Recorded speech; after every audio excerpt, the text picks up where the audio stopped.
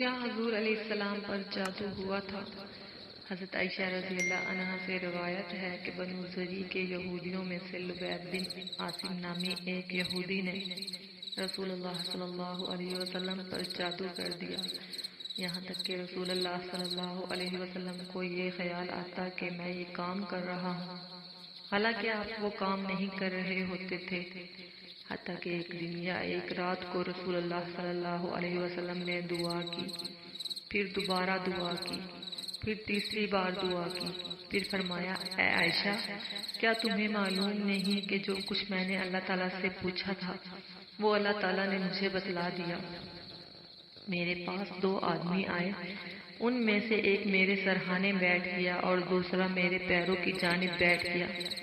سو جو آدمی میرے سرہانے بیٹھا تھا اس نے پیروں کی جانب والے سے کہا، یا پیروں کی جانب بیٹھنے والے نے سرہانے والے سے کہا، اس شخص کو کیا تکلیف ہے؟ دوسرے نے کہا، ان پر جادو کیا گیا ہے۔ پہلے نے کہا، کس نے جادو کیا ہے؟ دوسرے نے کہا، لبید بن عاصم نے۔ پہلے نے کہا، کس چیز میں جادو کیا ہے؟ دوسرے نے کہا، کنگھی میں اور کنگھی سے جھڑنے والے بالوں میں، اور کہا تر کھجور کے خوشہ کے غلاف میں۔